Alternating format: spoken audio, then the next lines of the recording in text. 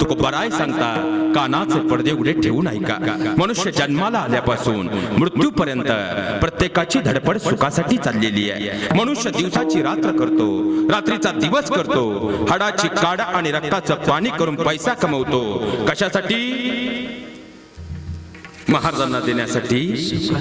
कशासाठी? सुखासाठी। सुखासाठी बंगला बांधला। 58 वर्ष तुलुंगी लावून तुम्ही खऱ्या अर्थाने मुंबई पुण्यात नोकरी केली आणि 58 ला रिटायर्ड होऊन 5-50 लाख घेऊन तुम्ही गावात आले।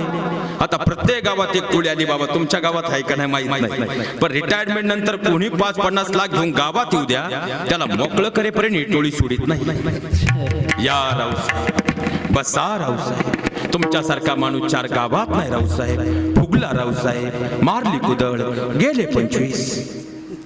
3च महिने गेले, तुमच्यासारखा माणूस तालुक्यात नाही रावसाहेब। थोडीशी गरज आहे द्या रावसाहेब, आणखी 3 महिने गेले, मोकळा रावसाहेब। 25 लाख बंगल्यात गेले, 25 लाख पाहुण्या रावल्याने जिरवले, तुम्ही झाले मोकळे।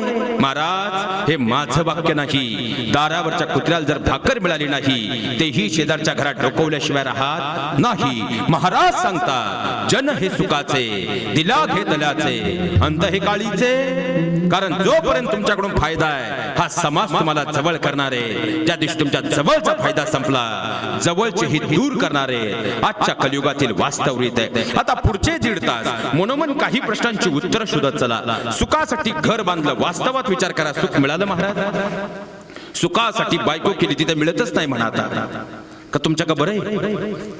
खायचं बरं आहे महाराज। आल्यापासून 35 नवरदेव पाहिले, तो भंडारा पादळ उठून बारा, तो आपल्या चांगला पडतो काय? पण जाऊ द्या, मध्यस्थी चांगला होता, मिळाली।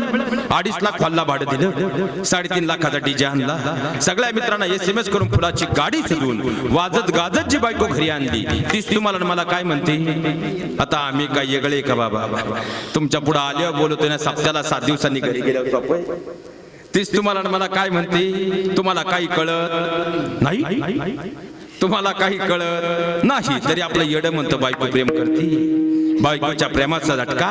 आता खरं सांगा महाराज, सुखासाठी बायको केली, भोलेनाथांची शपथ घेऊन सांगा, सुख मिळालं? उत्तर इथं देऊ नका, 9:30 नंतर घरी जायचंय।